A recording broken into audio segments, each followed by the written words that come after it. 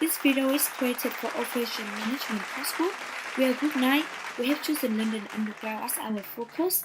As you can see from this picture, the tube strike is an ongoing and major challenge faced by the London Underground for a long time. Now we'll give you a brief introduction of London Underground competitive landscape. Why is this London Underground considered as natural monopoly? Simply, the extremely high cost of laying truck, building network, buying or leasing chain has pushed off the competitor to enter the market. Now we are going to identify the major challenge.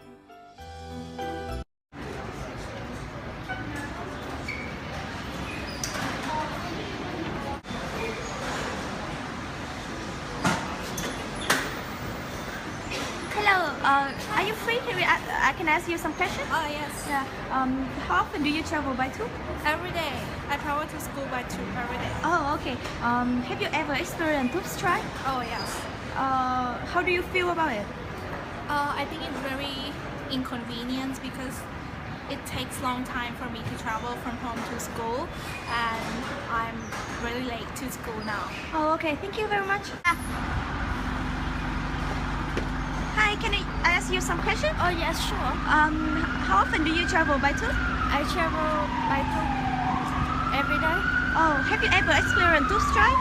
Yes, I did 2 times before. Oh, really? How do you feel about it? I think it's very inconvenient.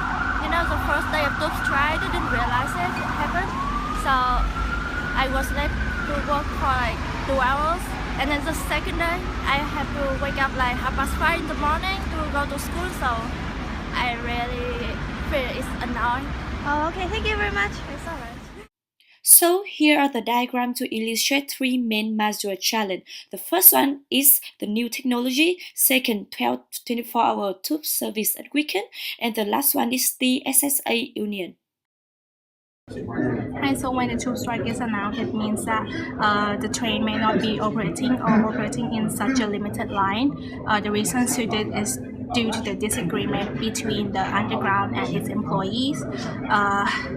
The underground wants to turn the ticket hall into the customer service center, but to do this, hundreds of jobs will be lost. So this is why the union strike.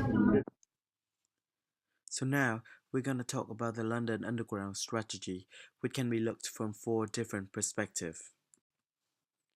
Market requirements perspective. London Underground should set up a reasonable price for the ticket and provide tube lines across London.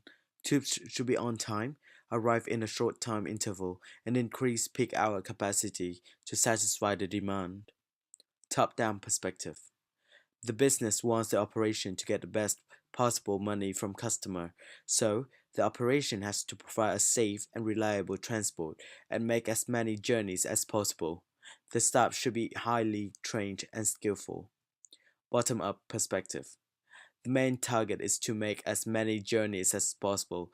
Integrated ticketing and personalized real-time information are central to this. Customers want new technology and ideas to improve customer service. Operation resource perspective. Monopoly position requires the company to provide tube for all the people traveling around London. Therefore, it is important to maximizing capacity on the network. Now we are going to find out the consequences and inconvenience of tube strike. Staffs are main resources for London Underground.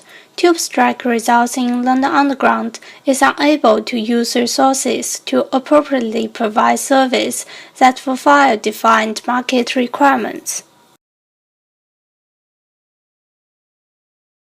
Tube strike caused dangerous overcrowding at the key stations. Tube stations also need to be provided minimum staff for the safety reasons. Workers who do not involved in the strikes have alleged that tube managers put pressure on them, as a result on left out work that need to be compensated to keep the system running effectively. Tube strike also caused inconvenience for customers because there were twice people than usual. Travel are delayed throughout the capital. With thousands of commuters forced to make long journeys to the office on foot or bicycle, and many opting to avoid travel chaos and work.